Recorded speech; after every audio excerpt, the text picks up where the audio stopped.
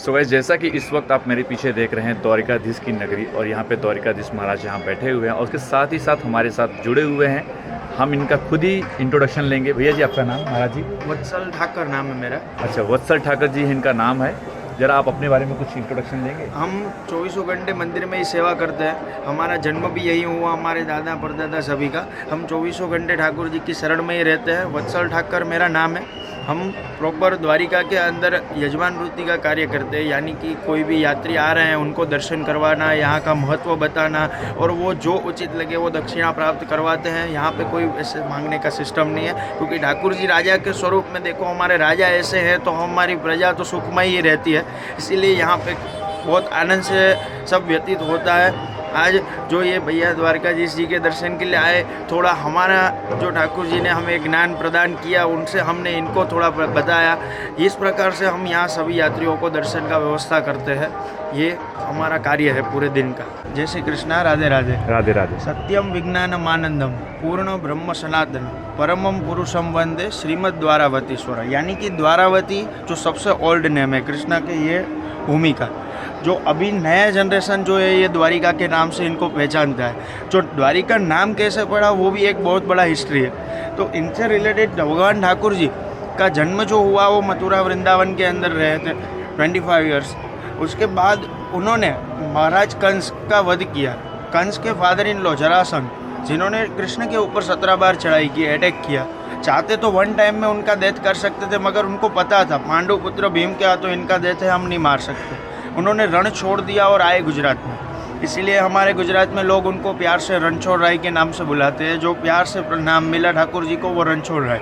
रणछोड़ राय भगवान 56 कोटि यादवों की सेना को लेके प्रथम बार गुजरात आए। तब वो भटक रहे थे कि कोई ऐसी भूमि का हमें लैंड मिल जाए जहाँ पे हम अपना नगर बना सकें। तब भी कृष्ण के बिग ब्रदर जो रामायण अवतार में छोटे भाई लक्ष्मण, वही कृष्ण अवतार में बलराम, जिन्होंने एक ऑप्शन दिया भगवान को कि हमारा जब भी मैरिज हुआ रैवत राजा की पुत्री रेवती के साथ, डोनेशन के रूप में एक लैंड मिला, वो ये द्वारिका भूमि, हम वहाँ जा सकते हैं। अच्छा। तो कृष्ण जी ने बताया उनसे अच्छा कोई नहीं। पूरी 56 कोटि यादवों की सेना को लेके फर्स्ट टाइम कृष्ण जी द्वारिका में आए। यहाँ आके देखा तो बहुत छोटी भूमि थी। आज भी पीछे में जो 56 स्टेप्स हैं जिनको स्वर्ग द्वार बोला जाता है, जो स्वर्ग द्वार के ऊपर एक तुलादान मंदिर है, जो तुलादान मंदिर जितनी भूमि के ऊपर बना हुआ है उतना ही भूमि उनको डोनेशन में मिला था, जिनमें आज भी बलराम जी का स्वरूप स्थापित है। जो बलराम जी का स्वरूप, क्योंकि ये भूमि उनको मिला था तो वो अधिपति हैं ये भूमि के, उनको वहाँ पे स्थापित कर उनका टेम्पल बनाया। मगर इतनी छोटी लैंड में इतने बड़े भव्य नगर का निर्माण करना वो इम्पॉसिबल। कृष्ण जी ने पास में समुद्र नारायण को ऑर्डर किया, आप यहाँ से 12 योजन, 1 योजन इंटू 12 किलोमीटर्स इतना दूर भेजा, और विश्वकर्मा जी को बोला कि आप ऐसी भव्य नगरी का निर्माण करवाओ कि कोई सोच भी ना पाए। जो विश्वकर्मा जी ने मायासुर का आह्वान किया और मायासुर के द्वारा पूरी स्वर्ण नगरी का निर्माण करवाया, जो सबसे फर्स्ट द्वारिका जो कृष्ण जी ने बनाई। ओके। जो ये भूमि जिनके ऊपर रणछोड़ राय के नाम से कृष्ण जी ने 101 ईयर्स तक राज्य किया। अच्छा। जो ये द्वारिका भूमि के ऊपर 101 ईयर्स अपने जीवन का सबसे ज्यादा टाइम उन्होंने यहाँ पे स्पेंड किया द्वारका में, क्योंकि ये भूमि के ऊपर कुश नाम के दैत्य का राज्य था। अच्छा। जो कुश नाम के दैत्य ने ये भूमि को श्रापित करके रखा था। ये श्रापित भूमि के ऊपर कुश नाम के दैत्य जो शिव जी का बहुत बड़ा भक्त था, भगवान ने उनको पाताल में भेज उनके ऊपर शिव जी की स्थापना की। आप मोक्ष द्वार से सबसे पहले एंटर करेंगे, वहाँ टेम्पल है कुशेश्वर महादेव। अच्छा। आप वहाँ दर्शन करते हो, आपको आदि यात्रा का पुण्य वहीं प्राप्त हो जाएगा। ओके। वहाँ पाताल के अंदर शिव जी है और नंदी भी नहीं और कछुआ भी नहीं। वहाँ भगवान के कोई गुरु नहीं है, भगवान स्वयं गुरु है। अच्छा। जो कुश नाम के राक्षस के। ओके। तो वो अनुसार वो कुश नाम का दैत्य जिन्होंने ये भूमि को श्रापित बनाया, उसके बाद जो 101 ईयर्स भगवान ने राज्य किया, उनमें सबसे पहले वो आए, तब भी उन्होंने सबसे पहले शुभ कार्य किया, वो रुक्मणी जी से उनका मैरिज है। क्या तो रुक्मणी जी टोटल 16,108 16,108 वाइफ में से 4 वाइफ ऐसी थी जिनको भगवान ने अपने हार्ट में स्थान दिया, क्योंकि वो सभी को एक समान रखते थे। अच्छा। जो अपने हृदय में स्थान 4 रानियों को मिला, जिनमें सबसे फर्स्ट नंबर पे आते थे रुक्मणी जी। अच्छा। एक बात होती है, आप ठाकुर जी की घर में सेवा करते हो और आपको मैं वहाँ आके ऐसा बताऊंगा कि आप पहले ये कार्य कर दो, बाद में ये सेवा करिएगा, तो मन में एक अभिमान होता है राइट कि नहीं, अभी हम ठाकुर जी की सेवा कर रहे हैं, आपका काम क्यों करेंगे। बीच में कैसे आ गए आप? हाँ, तो आप तो बिल्कुल एक छोटी सी सेवा कर रहे हो और आपको अभिमान हो गया। सही वो बात। अर्धांगिनी है भगवान की, हाँ इतनी रानियों में से सबसे ऊपर स्थान उनको प्राप्त हुआ है, तो उनको तो अभिमान होना वो जायज था। जायज था। तो उनको अभिमान हुआ कि अखिल ब्रह्मांड के नायक हैं, ऐसी कोई शक्ति नहीं जो कृष्ण को परास्त कर सके, क्या बात। हम उनकी मुख्य रानी हैं, तो हमसे भी विशेषता कोई दूसरी रानी की नहीं होगी। नहीं हो। वो अभिमान कृष्ण जी को पसंद है। आप चाहे ठाकुर जी को क्या भी बुला लो, मगर आप उनके सामने अभिमान करेंगे तो वो आपको फेंक देंगे। राइट उनको कोई इंटरेस्ट नहीं है आप में, उनके पास हजारों यात्री आ रहे हैं। सही बात। तो उनसे अनुसार अभिमान हुआ, वो उनको पसंद नहीं आया। उन्होंने एक छोटी सी लीला करी कि हम एक ब्राह्मण को अपने द्वार पे भोजन का न्योता दें, यानी कि एक ब्राह्मण अपनी ये भूमि के ऊपर आके जो भोजन प्राप्त करेगा तो कितना पुण्य होगा। क्या बात। सबसे फर्स्ट न्योता उन्होंने भेजा ऋषि सांदीपनि, जिनके पास उज्जैन महाकालेश्वर में उन्होंने शास्त्र का ज्ञान लिया। अच्छा। आज भी वहाँ आश्रम है। अच्छा। उन कोई कारण सर वो नहीं आ पाए। उन्होंने बताया कि आप दुर्वासा जी को भोजन के लिए लेके जाओ। यहाँ से 35 किलोमीटर दूर एक पिंडारा विलेज, जहाँ आज भी दुर्वासा जी का बहुत बड़ा आश्रम है, वो वहाँ स्टे करते थे। अच्छा। उनको भोजन का इनविटेशन दिया। यहाँ से पति पत्नी गए रथ लेके। दुर्वासा जी ने बताया मैं ब्राह्मण हूँ, अनाज का अनादर नहीं करता, हम भोजन के लिए अवश्य आएंगे, मगर मैं साधु सन्यासी के रूप में हूँ, मैं पशुओं को कष्ट नहीं करूंगा। आपके रथ में जो 2 घोड़े लगे हैं उनको आप छोड़ दो, एक साइड पति और एक साइड पत्नी अपने हाथों से रथ को खींच के द्वारिका तक ले जाओ, तो नैवेद्य प्राप्त करेंगे, वरना नहीं आएंगे। भगवान एक साइड अखिल ब्रह्मांड के नायक द्वारकाधीश, एक साइड जगत माता रुक्मणी जी अपने हाथों से रथ को खींच रहे हैं, पीछे दुर्वासा जी अपना ध्यान कर रहे थे। थोड़ा आगे चले तो ठाकुर जी की आप लीलाओं देखेंगे, उनमें भगवान ने तो अपने जीवन में बहुत कष्ट लिया। रुक्मणी जी जो थी वो राजा की बेटी, जीवन में उनके पिता ने उनके ऊपर कोई कष्ट नहीं आने दिया, वो कैसे सहन कर पाएंगे इतना भार। थोड़ा आगे चले तो थक गए। भगवान को बताया कि अभी ठाकुर जी एक कदम भी आगे छोड़ेंगे तो हमारे यही प्राण निकल जाएंगे, हमें इतनी पानी की प्यास लगी है, आप हमें पानी पिला दीजिए।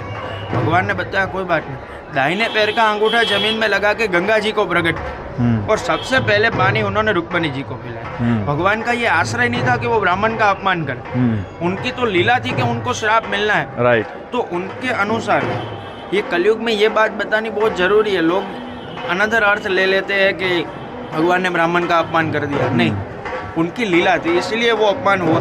तो उन्होंने रुक्मणी जी को पानी पिलाया तो दुर्वासा जी का ध्यान भंग हो गया। जो पानी की आवाज़ आई उनमें, तो दुर्वासा जी क्रोधित हो गए, जो युग के सबसे क्रोधित ऋषि माने जाते हैं। क्रोध में आके उन्होंने बताया कि आपने ब्राह्मण का अपमान किया, आज आपके घर कोई ब्राह्मण भोजन के लिए आ रहा है, उनका इतना रिस्पेक्ट है कि आप पहले उनको पूछो, वो अधिकार है ब्राह्मण का।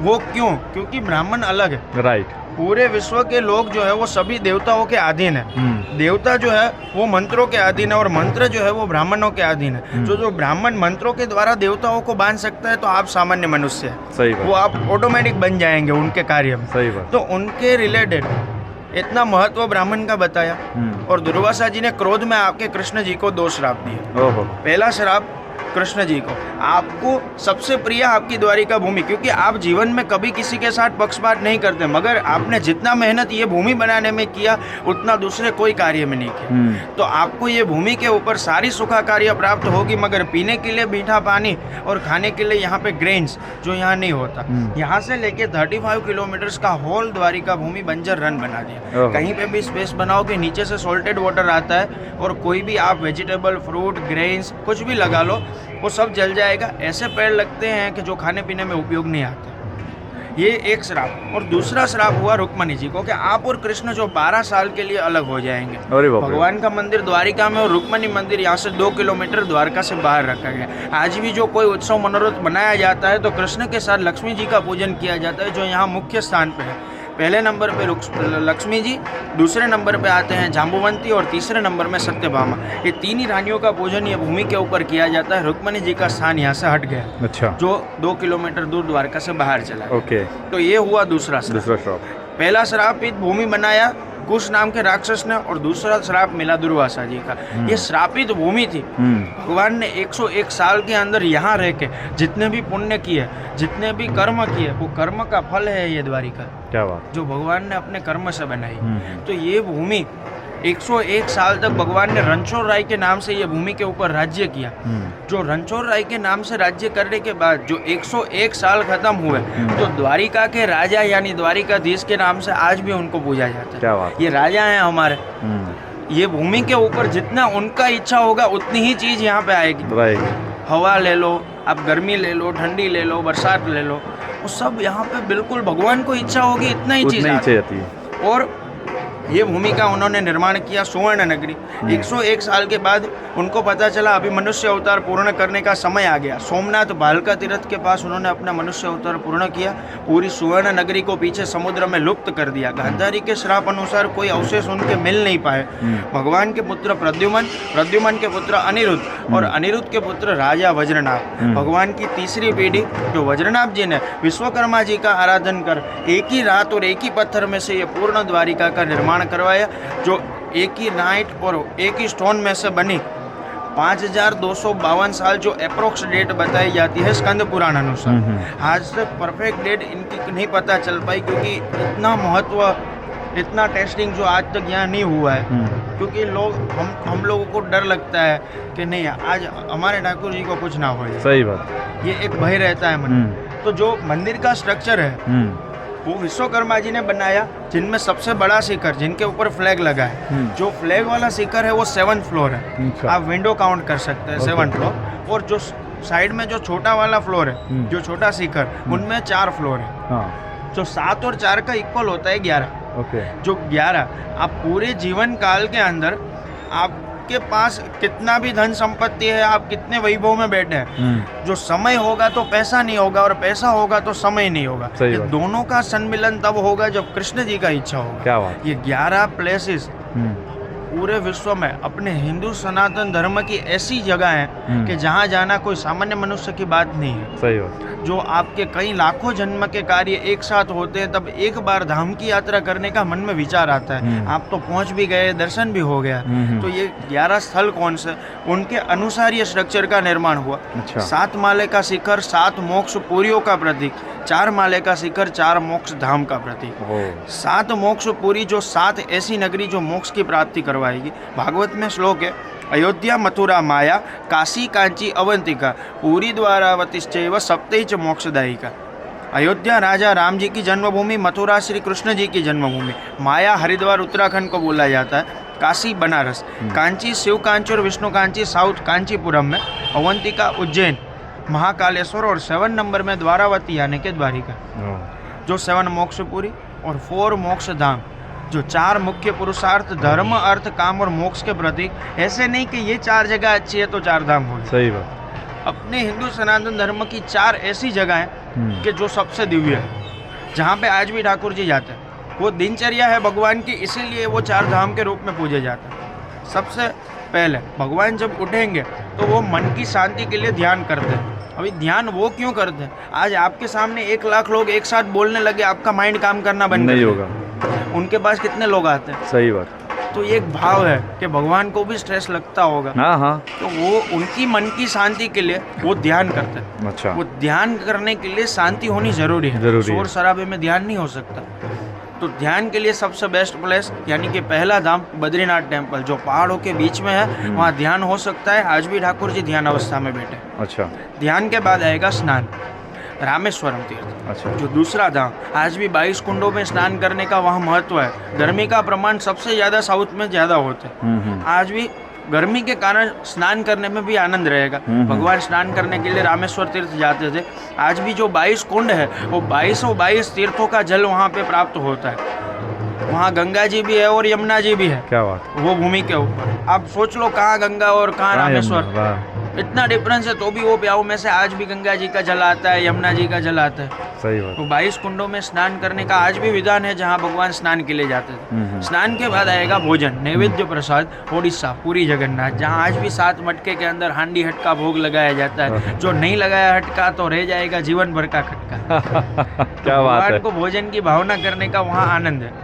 सारे कार्य हो गए। अभी आप कोई वर्क करते हो या फिर कोई भी बिजनेस करते हो, उनसे रिलेटेड मुझे आपसे कुछ कार्य हो गए, हम आपके घर पे आके बताएंगे। घर पे केवल और केवल लक्ष्मी जी का चलता है। राइट। घर के अंदर साम्राज्य स्त्री का होता है। तो वो कार्य है जो है वो कार्य की जगह होगा और घर जो है वो घर की जगह होगा। राइट, तो भगवान का वर्क प्लेस यानी कि ऑफिस जो है वो ये द्वारिका है। क्या बात। पूरे जीवन काल का सारा कार्य समाप्त कर भगवान राजा के स्वरूप में आके यहाँ पे विराजमान होते हैं। शंख चक्र गदा और पद्म चारों एक एक हाथ में धारण कर भगवान यहाँ के राजा है। उनकी सेवा भी राजा की तरह की जाती है हमसे हो सके, यानी कि पूरे दिन में 11 बार भोजन लगता है, 4 बार उनकी आरती होती है और 2 बार उनका वस्त्र चेंज किया जाता है। ये पूरे दिन की उनकी राजा स्वरूप दिनचर्या रहती है। और राष्ट्र में राज्य करने यहाँ आते थे। रात को शयन के लिए ऐसा भाव है कि लोग बेट द्वारिका जाते थे रात को भगवान शयन के लिए। पहले के समय में द्वारिका और बेट द्वारिका कोई अलग नहीं थे, दोनों एक ही थे। पानी के स्तर की वजह से वो डिफरेंट हो गया, इसीलिए आज जो वहाँ पे स्वरूप रखा गया है जो द्वारिकाधीश जी का, वो रुक्मणी जी ने जो 12 साल का वियोग हुआ उनमें वो भगवान के बगैर नहीं रह पा रहे थे, उन्होंने रेत से वो स्वरूप का निर्माण किया और वो स्वरूप आज बेट द्वारिका में विराजमान है, जिनके अंदर मीरा जी समा गए। जो द्वारिकाधीश का स्वरूप जो रुक्मणी जी ने अपने हाथों से अपने श्री विग्रह से मन से उनको ये मूर्त स्वरूप का निर्माण किया, जो बेट द्वारिका में जो घर है भगवान का, रात को शयन के लिए जाते थे। अच्छा। ये ऑफिस है। इनके अनुसार ये 4 धाम जो चारों दिशाओं में उत्तराखंड, बद्रीनाथ, साउथ, रामेश्वरम, उड़ीसा, पुरी जगन्नाथ और गुजरात द्वारिका, जो धाम में होगा वो पुरी में नहीं होगा, जो पुरी में होगा वो धाम में नहीं होगा। क्या बात है। इनका स्थान दोनों जगह पे। अभी तो आपने बताया कि भगवान किसी के साथ पक्षपात नहीं करते, भूमि में क्यों कर दिया? सही बात। नहीं किया। हाँ।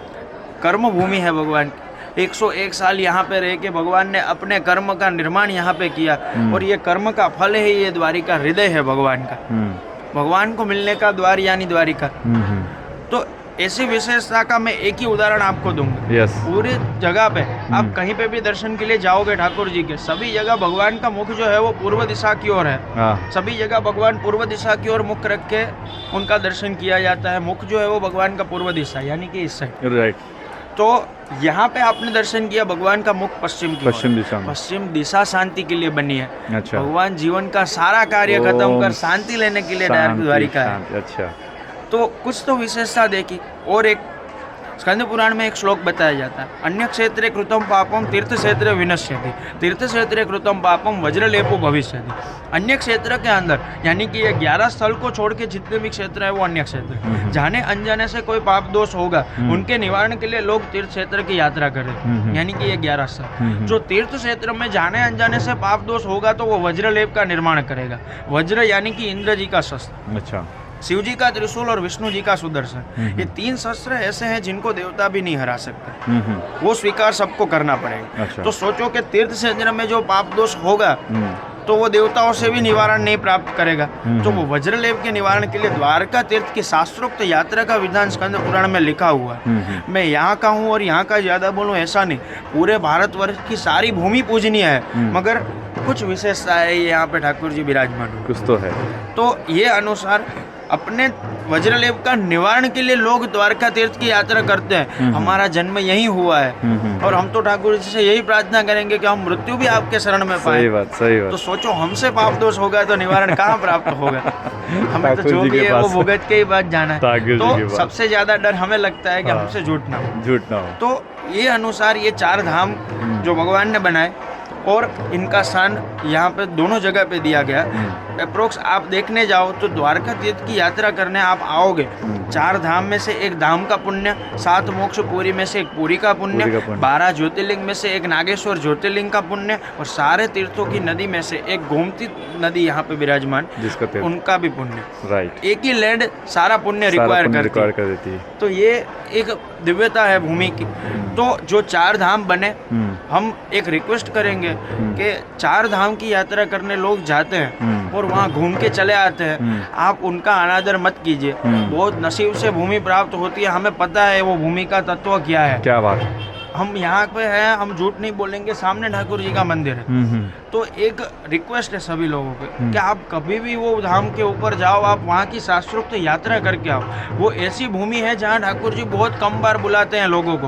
आज हम इतने पास में हैं भगवान के, मुझे 12 ज्योतिर्लिंग हो गया, 7 पूरी हो गया, 4 धाम हो गया और सारे तीर्थों की नदियों में स्नान मैंने कर लिया है। मैं 22 साल का हूँ, इतनी छोटी उम्र में सब हो गया है, हमारा कृपा है भगवान की। क्या बात। एक पूरी बाकी है और एक नदी बाकी है। पिछले 5 साल से मैं सोच रहा हूँ कि हमें मथुरा वृंदावन देखना है, यमुना जी में स्नान करना है। 5 साल से भगवान को हमने रिक्वेस्ट कर रहे हैं कि भगवान कुछ ऐसा प्रोग्राम बना दीजिए कि हम वहाँ हो आए।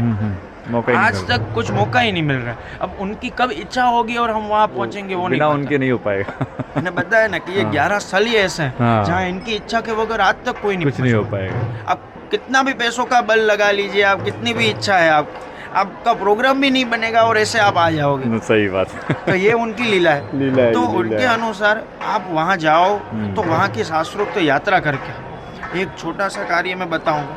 4 धाम की शास्त्रोक्त यात्रा स्कंद पुराण के अंदर बताई। बद्रीनाथ मंदिर सबसे पहला धाम। कभी भी जब वो भगवान वहाँ जाने का अवसर प्राप्त करावे, वहाँ जाके वहाँ के 3 कार्य आप करोगे तो आपकी शास्त्रोक्त यात्रा का पुण्य आपको प्राप्त होगा। सबसे पहला, स्कंद पुराण में टोटल 15 प्रकार के दान बताए। उनमें से सबसे पहला दान यानी कि ब्रह्म पिंडदान। पिंडदान के अंदर ब्रह्म कपाली पिंडदान जो है वो सर्वश्रेष्ठ माना गया। जो पिंडदान आप अलकनंदा के किनारे करते हैं सर्व पितरों के नाम से, तो वो पिंड लेने के लिए स्वयं ब्रह्मा जी आते हैं। अच्छा, आपको दूसरी कोई जगह कोई कार्य करने की जरूरत है। क्या बात। दूसरा, वहाँ पे गर्म पानी के तख्त कुंड है, उनमें स्नान और बद्री नारायण के दर्शन। ये 3 कार्य वहाँ की शास्त्रोक्त यात्रा की पूर्ति के लिए बनाए गए। अकेले दर्शन करके वापस आ गए, आपकी मतलब यात्रा नहीं। भी व्यर्थ होगी, आपका पैसा सही भी बात, व्यर्थ है। सही बात। दूसरा, रामेश्वरम तीर्थ। जो रामेश्वरम तीर्थ है, वहाँ के 3 कार्य सबसे महत्वपूर्ण माने जाते हैं। सबसे फर्स्ट, वहाँ जाके 22 कुंडों में स्नान किया जाता है। दूसरा, वहाँ पे स्फटिक के मणि दर्शन करने का विधान है। सुबह 5 बजे में दर्शन होता है स्फटिक के मणि दर्शन। जो ऐसा माना जाता है कि जो स्फटिक का लिंग सीता जी अपने साथ जो अशोक वाटिका लेके गए, उनका दर्शन आज सुबह 5 बजे जो है वो वहाँ पे करवाया जाता है। ऐसी वहाँ के लोगों का कथा हमने सुनी हुई है। तीसरा, वहाँ पे जाके गंगोत्री यमुनोत्री का जल का अभिषेक करने का महत्व होता है। ऐसा नहीं अंदर जाना अलाउड नहीं, आप भाव कीजिए, आपका जल वो वहाँ के पुजारी जी लेके जाएंगे और उनके ऊपर चढ़ाएंगे, वो आपके हाथ से ही जाएगा, कोई दिक्कत नहीं। और तीसरे नंबर का वो कार्य, जैसे 3 कार्य रामेश्वरम तीर्थ की शास्त्रोक्त यात्रा की पूर्ति के लिए बनाए गए। तीसरा, पूरी जगन्नाथ। एक ही कार्य 4 धाम में से सबसे श्रेष्ठ, यानी कि वहाँ जाके भगवान को भोजन की भावना करने का महत्व है। 7 मटके के अंदर कच्ची चने की दाल, मालपुड़ा और चावल, ये 3 रूप से भगवान को हांडी हट का भोग लगाया जाता है। जो हांडी हट का भोग आप भगवान को भोजन के रूप में प्रदान करें, भगवान आपका भोजन ग्रहण करेंगे और आपको यात्रा का पुण्य प्राप्त होगा। ऐसे ही चौथे नंबर का धाम द्वारिका, जिनका स्थान 4 मोक्ष धाम और 7 मोक्ष पुरी दोनों में लिया जाता है। तो उनके अनुसार यहाँ के 3 कार्य, सबसे फर्स्ट ठाकुर जी का दर्शन, जो हाथी के पैर के नीचे सब आ जाते हैं, इस प्रकार ठाकुर जी के दर्शन में सारे कार्य हो जाते हैं। दूसरा, गोमती नदी में स्नान। कई बार ठंड के मौसम में आ गए या फिर ऐसे टाइम में आने का अवसर मिला, स्नान का अवसर नहीं प्राप्त हो रहा है, हाथ में पानी लेके आप छीटा मार्जन लो, वो भी स्नान के निमित्त ही माना जाता है। जो बन सके, समय भगवान ने दिया तो आप स्नान करके जाओ, वो सबसे उत्तम है।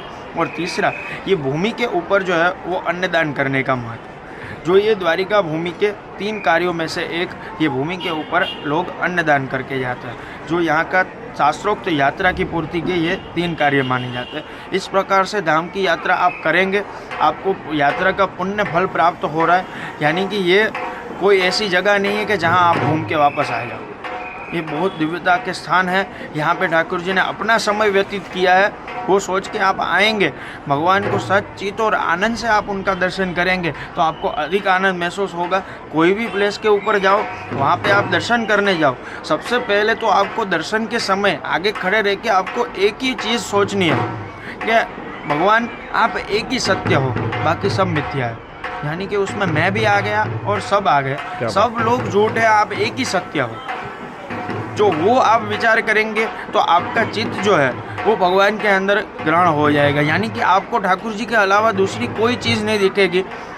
तो वो 2 चीज़ें आप एक साथ माइंड में सेट कर लेंगे दर्शन के समय, केवल दर्शन के समय, तो आपको अधिक आनंद महसूस होगा। जो आप सच्चित और आनंद से ठाकुर जी का दर्शन कीजिए तो आपको अधिक भगवान का एक एहसास होगा। आप एक बार टेस्ट कर लीजिएगा, जो आपको अनुभूति ना हो तो आप दूसरी बार दर्शन के लिए मत आइए। जरूर जरूर जरूर, तो हम कल ही इस चीज़ को टेस्ट करेंगे। सो गाइज, बहुत ही अच्छा लगा प्रज्वल ठाकुर जी से मिल के, क्योंकि इन्होंने यहाँ के जो बारे में बताया मुझे, और वो सुन के मैं बहुत ही सच बताऊँ तो बहुत ही एकदम ग्लैड हुआ अपने आप में, क्योंकि ये सब चीज़ें बड़ी जो चीज़ें हैं हमारे संस्कृत में नहीं बताई जाती यंगस्टर्स को, जो कि वो सिर्फ जाते हैं उस जगह पे विज़िट करके और वहाँ से निकल जाते हैं। बट जैसा कि इन्होंने बताया, अगर आप कोई भी प्लेस में चार धाम में जा रहे हैं तो वहाँ पर वो जो उनका सांस्कृतिक कार्यक्रम है वो उसको पूरा किया जाए, क्योंकि उसको पूरा करने के बाद ही आपको वहाँ का पूजा का फलित मिलेगा। तो जैसा कि यहाँ के बारे में बताया कि अगर यहाँ पे आप द्वारिकाधीश में दर्शन कर रहे हैं तो द्वारिकाधीश में आपको अन्न दान करना बहुत ज़रूरी है। गोमती में अगर आप स्नान करना चाहते हैं और पानी ठंडा है तो अपने ऊपर सिर्फ अगर पानी का कंकड़ ही मार लें तो भी उससे आपका फलित हो जाएगा। और जो प्रभु के पास आ रहे हैं तो सिर्फ बोलिए कि प्रभु सिर्फ आप ही है, आपके अलावा कोई नहीं है, सारा मिथ्या है जी। तो बहुत अच्छा लगा आपसे मिलके और उम्मीद करता हूँ कि ये वीडियो आप सभी को अच्छा लगेगा। और अगर अच्छा लगे तो प्लीज़ लाइक कीजिए, शेयर कीजिए एंड कमेंट ज़रूर कीजिए। बोलिए द्वारिकाधीश महाराज की जय।